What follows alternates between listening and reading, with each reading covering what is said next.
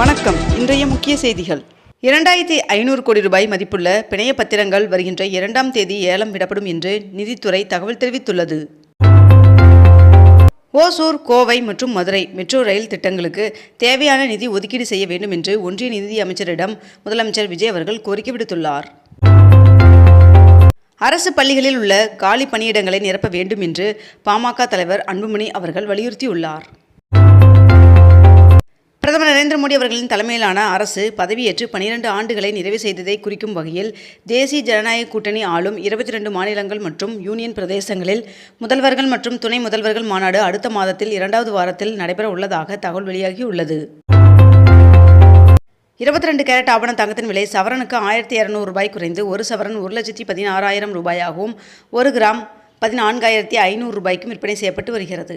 இதனைத் தொடர்ந்து 1 கிராம் வெள்ளியின் விலை கிராமிற்கு 5 ரூபாய் விலை குறைந்து 1 கிராம் வெள்ளி 285 ரூபாய்க்கு விற்பனை செய்யப்பட்டு வருகிறது. வருகின்ற ஜூன் 1ஆம் தேதி முதல் ரயிலில் விற்கப்படும் உணவுகளின் விலை உயர்த்தப்படுவதாக தெரிவிக்கப்பட்டுள்ளது. 2 நாள் பயணமாக டெல்லி சென்றுள்ள தமிழக முதலமைச்சர் ஜோசப் விஜய் அவர்கள் நேற்று பிரதமர் நரேந்திர மோடி அவர்களை சந்தித்தார். மேகதாது திட்டத்தை மற்ற மாநிலங்களின் ஒப்புதல் இல்லாமல் அனுமதிக்கக்கூடாது என்று பிரதமர் நரேந்திர மோடி அவர்களிடம் முதலமைச்சர் ஜோசப் விஜய் அவர்கள் கோரிக்கை வைத்துள்ளார். தமிழ்நாட்டின் வளர்ச்சிக்கு முன்னுரிமை அளித்து நிதி ஒதுக்கீடு செய்ய வேண்டும் என்று ஒன்றிய நிதி அமைச்சரிடம் முதல்வர் விஜய் அவர்கள் வலியுறுத்தியுள்ளார். ஒன்றிய உள்துறை அமைச்சர் அமித்ஷா அவர்களுடனான முதலமைச்சர் ஜோசப் விஜய் அவர்களின் சந்திப்பு ரத்து செய்யப்பட்டுள்ளது. திருச்செந்தூர் சுப்பிரமணிய சுவாமி திருக்கோவிலில் வைகாசி விசாக திருவிழாவை முன்னிட்டு 4 நாட்களுக்கு 100 ரூபாய் கட்டண சீட்டு தரிசனம் ரத்து செய்யப்பட்டுள்ளதாக கோவில் நிர்வாகம் அறிவித்துள்ளது. கேரள முன்னாள் முதலமைச்சர் பினராயி விஜயன் அவர்களுக்கு எதிரான அமலாக்கத்துறை ரெய்டுகளை கண்டிக்கிறேன் என்று திமுக தலைவர் மு.க. ஸ்டாலின் அவர்கள் கண்டனம் தெரிவித்துள்ளார். சென்னை ரயில்வே போலீசார் பயன்படுத்தி கழிவு செய்யப்பட்ட 4 கார்கள் ஏலம் விடுவதாக பொது அறிவிப்பு வெளியிடப்பட்டுள்ளது. ஈகை திருநாளாம் பக்ரீத் திருநாளை முன்னிட்டு இஸ்லாமிய சகோதர சகோதரிகள் அனைவருக்கும் இதயம் கனிந்த நல்வாழ்த்துக்கள் என்று முதலமைச்சர் விஜய் அவர்கள் தெரிவித்துள்ளார். குன்னூர் சிம்ஸ் பூங்காவில் 66வது பழ கண்காட்சி நேற்று தொடங்கி வருகின்ற 30ஆம் தேதி வரை நடைபெற உள்ளது. கீழடி ஆய்வறிக்கையை திருத்த முடியாது என்று தொல்லியல் ஆய்வாளர் அமர்நாத் ராமகிருஷ்ணன் அவர்கள் மீண்டும் திட்டவட்டமாக தெரிவித்துள்ளார். தமிழகத்தில் உள்ள வக்பு நிறுவனங்கள் தங்கள் சொத்து விவரங்கள் மத்திய அரசின் UMEED இணையதளத்தில் பதிவு செய்ய மே 31ஆம் தேதி கடைசி நாள் என்று தெரிவிக்கப்பட்டுள்ளது. கனிம வளத்துறை அமைச்சர் T.K. பிரபு அவர்கள் நடத்திய ஆய்வுகளின் அடிப்படையில் தென்காசி, கன்னியாகுமரி, விருதுநகர் ஆகிய மாவட்டங்களில் விதிமீறலில் ஈடுபட்ட 43 குவாரிகள் மூடப்பட்டன. எரிபொருள் விலை உயர்வால் உள்நாட்டு விமான சேவைகளை 22% வரை குறைக்க ஏர் இந்தியா நிறுவனம் திட்டமிட்டுள்ளதாக தகவல் வெளியாகியுள்ளது. கேரளத்தின் முன்னாள் முதல்வர் பினராயி விஜயன் அவர்களின் வீடு உட்பட 10 இடங்களில் ED ரெய்டு நடத்தப்பட்டு வருகிறது. தமிழகத்தில் பெண்கள் மற்றும் சிறுமிகளுக்கு எதிரான குற்றங்களை தடுக்க சிங்கப்பெண் என்ற சிறப்பு அதிரடிப்படை இன்று மாலை சென்னையில் தொடங்கி வைக்கப்பட உள்ளது. இந்தியாவின் சில பகுதிகளில் ஏற்படும் இயல்பற்ற மக்கள் தொகை மாற்றங்களை ஆய்வு செய்ய மத்திய உள்துறை அமைச்சகம் உயர்மட்ட குழுவை அமைத்துள்ளது. டெல்லியில் நடந்த குவாட் மாநாட்டின் போது முக்கிய கனிமங்கள் மற்றும் அரிய வகை தனிமங்களின் விநியோக சங்கிலியை வலுப்படுத்த இந்தியா, அமெரிக்கா இடையே ஒப்பந்தம் கையெழுத்தானது. CBSE 9 மற்றும் 10ஆம் வகுப்புகளில் மும்மொழி கொள்கையை அமல்படுத்தப்பட்டிருப்பது குறித்து நாடாளுமன்ற குழு ஆலோசனை நடத்த உள்ளது. பிரதமர் நரேந்திர மோடி அவர்கள் இந்திய பிரதமராக 12 ஆண்டுகளை நிறைவு செய்து தனது 13வது ஆண்டில் அடியெடுத்து வைத்துள்ளார். தமிழ்நாட்டில் அனைத்து வகுப்புகளும் கோடை விடுமுறைக்கு பின்னர் ஜூன் 4ஆம் தேதி திறக்கப்படும் என்று தமிழ்நாடு அரசு அறிவித்துள்ளது. தமிழ்நாட்டிற்கு காவிரியிலிருந்து 9.9 DMC நீரை திறந்துவிட கர்நாடகாவிற்கு உத்தரவிடப்பட்டுள்ளது. எரிபொருள், உரம், அந்நிய செலாவணி ஆகியவற்றில் கவனம் செலுத்த வேண்டும் என்று ஒன்றிய அமைச்சர் நிர்மலா சீதாராமன் அவர்கள் வலியுறுத்தியுள்ளார். புதிய திரைப்படங்களுக்கு முதல் 7 நாட்களுக்கு காலை 9 மணி முதல் மொத்தம் 5 நாட்கள் திரையிட அனுமதி அளித்துள்ள முதல்வர் விஜய் அவர்களுக்கு நடிகர் விஷால் அவர்கள் நன்றி தெரிவித்துள்ளார்.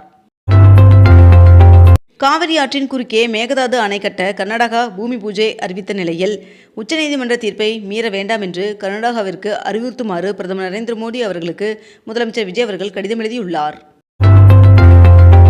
பங்குச்சந்தையில் இந்தியாவை முந்தி 5வது இடத்தை பிடித்தது தைவான். திருவாரூர் புறவழிச்சாலைக்கு 1427 கோடி ரூபாய் நிதி ஒதுக்கியது மத்திய அரசு. வைகாசி விசாக திருவிழாவை முன்னிட்டு திருச்செந்தூர் நெல்லை இடையே மே 30ஆம் தேதி முன்பதிவில்லா சிறப்பு ரயில்கள் இயக்கப்பட உள்ளதாக தெற்கு ரயில்வே அறிவித்துள்ளது. தமிழ்நாட்டை சேர்ந்த 7 பேர் உட்பட முதல் கட்டமாக 66 பேருக்கு பத்ம விருதுகளை ஜனாதிபதி திரௌபதி முர்மு அவர்கள் வழங்கினார். தமிழகத்தில் இன்று முதல் 30ஆம் தேதி வரை ஒரு சில இடங்களிலும் புதுவை மற்றும் காரைக்கால் பகுதிகளிலும் இடிமின்னல் மற்றும் பலத்த காற்றுடன் லேசான முதல் மிதமான மழை பெய்ய வாய்ப்புள்ளதாக வானிலை மையம் தகவல் தெரிவித்துள்ளது. ஸ்ரீரங்கம் அருள்மிகு அரங்கநாத சுவாமி திருக்கோவிலில் உண்டியல் காணிக்கையாக 82,55,000 ரூபாய் கிடைக்கப்பெற்றுள்ளதாகவும் தங்கம் 63 கிராம் கிடைக்கப்பெற்றுள்ளதாகவும் தெரிவிக்கப்பட்டுள்ளது. நகராட்சி நிர்வாகம் குடிநீர் வழங்கல் துறையின் டெண்டர் தொடர்பான அனைத்து நடவடிக்கைகளும் ஆன்லைனிலேயே நடைபெறும் என்று அறிவிக்கப்பட்டுள்ளது. திண்டுக்கல் மாவட்டம் கொடைக்கானலில் மலர் கண்காட்சி கோடை விழா மே 31ஆம் தேதி வரை நடைபெறும் என்று தெரிவிக்கப்பட்டுள்ளது. பக்ரீத் பண்டிகை விடுமுறை தேதியில் ஏற்பட்ட மாற்றத்தை தொடர்ந்து மே 28ஆம் தேதி நடக்க இருந்த கியூட் யூஜி தேர்வு ஒத்திவைக்கப்பட்டுள்ளது. சிறு குறு தொழில் நிறுவனங்களுக்கான நிலுவையை 15 நாட்களில் வழங்க நிதியமைச்சர் நிர்மலா சீதாராமன் அவர்கள் உத்தரவிட்டுள்ளார். தென் அமெரிக்க நாடான சிலியின் வடக்கு பகுதியில் ரிக்டர் அளவில் 6.9ஆக சக்தி வாய்ந்த நிலநடுக்கம் ஏற்பட்டது. T20 போட்டியில் 200 ரன்கள் எடுப்பதே தனது இலக்கு என்று கிரிக்கெட் வீரர் வைபவ் சூரியவன்சி அவர்கள் தெரிவித்துள்ளார். ஆதிதிராவிடர் பழங்குடியினர் மாணவர்கள் உயர்கல்வி நிறுவனங்களில் சேர நுழைவுத் தேர்விற்கான சிறப்பு பயிற்சி வகுப்புகள் மூலம் பயன்பெற அழைப்பு விடுக்கப்பட்டுள்ளது. தமிழகத்தில் கூட்டுறவு வங்கிகளில் 2025ஆம் ஆண்டு மே 1ஆம் தேதி முதல் 2026ஆம் ஆண்டு பிப்ரவரி 28ஆம் தேதிக்குள் பெற்ற கடன்கள் தள்ளுபடி செய்யப்படும் என்று தெரிவிக்கப்பட்டுள்ளது. அதாவது குறு விவசாயிகளுக்கு 50,000 வரையிலான விவசாய கடன்கள் தள்ளுபடி செய்யப்படுகிறது. மேலும் சிறு விவசாயிகளுக்கு 50% வரை கடன் தள்ளுபடி செய்யப்படுகிறது என்றும் தெரிவிக்கப்பட்டுள்ளது. பாகுபாடு இன்றி அனைத்து விவசாயிகளின் பயிர்க்கடன்களை முழுவதும் தள்ளுபடி செய்ய வேண்டும் என்று தமிழக விவசாயிகள் சங்க மாநில தலைவர் வேலுச்சாமி அவர்கள் அறிக்கை வெளியிட்டுள்ளார். தமிழ்நாட்டில் 9 இடங்களில் 100 டிகிரி ஃபாரன்ஹீட் மற்றும் அதற்கு மேல் வெயில் பதிவாகியுள்ளது. ஹார்முஸ் ஜலசந்தியில் சுங்க கட்டணம் வசூலிக்கப்படாது என்று ஈரான் வெளியுறவு அமைச்சகம் தெளிவுபடுத்தியுள்ளது. இத்துடன் இன்றைய தலைப்புச் செய்திகள் நிறைவடைகின்றன. மேலும் இதுபோன்ற அண்மை தகவல்களை உடனுக்குடன் தெரிந்து கொள்ள அக்னிபூ சேனலை சப்ஸ்கிரைப் செய்து கொண்டு தொடர்ந்து இணைந்திருங்கள். நன்றி, வணக்கம்.